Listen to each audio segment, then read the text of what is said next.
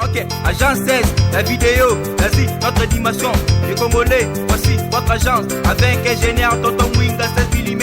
Papa, na Kevin, agence 16, j'étais un Mila, Bazapoka, des Akokola, toujours imité, mais jamais égal. 16 mm. Awa, ils ont des combats cage. So yebanite ko yanote. Info 16 www.info 16. Info 16. Oh, c'est www.info16.com. Donc boyeba. Ngai nazo kota partout nazo luka. Pe nazo yana ba information. Kana beta maso ba théâtre, maso la cinéma, les lopé, na memeli bino, produit mususu. Azalaka déjà. Boye bien déjà mais ye moko lobela abeta le solo azobeta par rapport ya film na bango donc aza mieux placé pour robeta ma solo ana. Maman bonjour. Bonjour maman. Bon, je me présente comme on Diamant Luna, naza actrice comédienne, il y a groupe Bobo Manouka les étoiles de Bobo. Donc mais si koyo na ko informer bino quand émission na biso ça les infos 16 na on peut savoir une information ya filmé. Ils ont produit à Kinshasa. Productrice Nabiso Azali, congolaise d'origine. Tant on sala na bien. Projet musu pesoye là à venir non. Donc Akani la douce mingi ndé Akani la douce. Akani la douce aza productrice, azara na Belgique, azo produire film à Mboka na Congo. Titre ya film na biso za bar à champagne. Donc champagne bar à champagne. Donc ils ont film produit par une Congolaise d'origine mais vivait en Europe. En tout cas, film wana eza lokola ban. Monika ba image au botala Viva Riva, la vie est belle, film est rebelle total yango ya yango kande mutu total yango ya après yango toze suna film mususuti. Donc biso tozo remplacer. Donc biso sikoyo to ena idéologie wana lisusu ya filmé produit par Mindelete mais par biso moko bana mboka. Donc moi na mboka Karine la douce Akani azo produire film naye bar à champagne bar. Donc voilà. OK, merci. C'est une information boye borozango nulle part ailleurs. Kaka na info 16. Donc bo s'abonner, botala kaka na info 16 Akani la douce. Toi on a besoin ba mécène ya boye.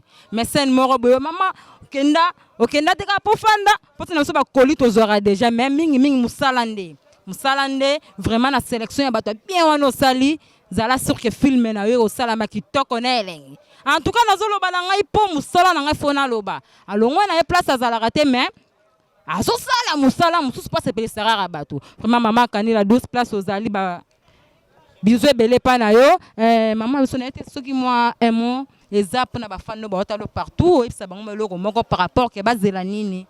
Voilà pour na ba fan nanga na bi info 16 etalamara eza émission moko ya internet etalamara trop ba o bazana kin ba o bazana poto o to benga ba sponsor o bozo sponsoriser o bozana pour ça bo sponsoriser mamba minene ya mikiete toza en poste na bino na opesa numéro nanga contact.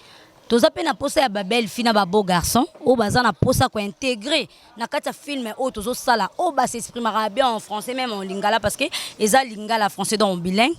Donc toza na posa na bino nazo pesa pe numéro nazo pesa eza pona ba sponsor eza pe pona ba fi na ba garçon o baza na posa ya kosala film ba o baza na posa ba yeba na mondialement ba o baza na posa ba yeba internationalement. Donc boya na Urban Vision site na bisopé na internet eza Urban Vision. Donc toza na posa na bino avec la soutien de Akani la douce notre productrice. Toza na posa na bino numéro contact eza 080 plus 243 81 411 4005 plus 243 81 411 4005 donc 005 à la fin.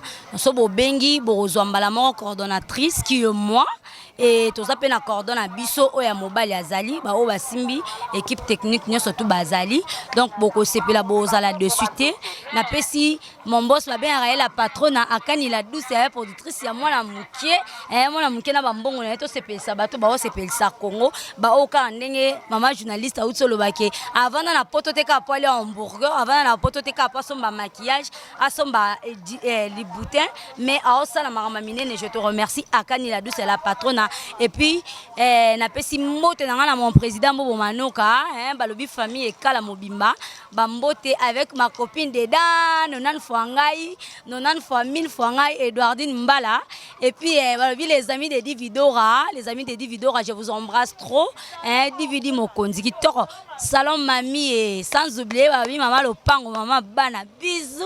Ok, merci. Makambo toujours makambo kane na ebisebino. Mingi na opema na madusa zolo na ngai. Donc Nancy Fakadi yo yebi. Narata Belgique wana kanga bango. Les stages de Belgique bino boyebi. Mingi bolande info 16 bozo ba information na bino tout. Paye à vrai ya réel.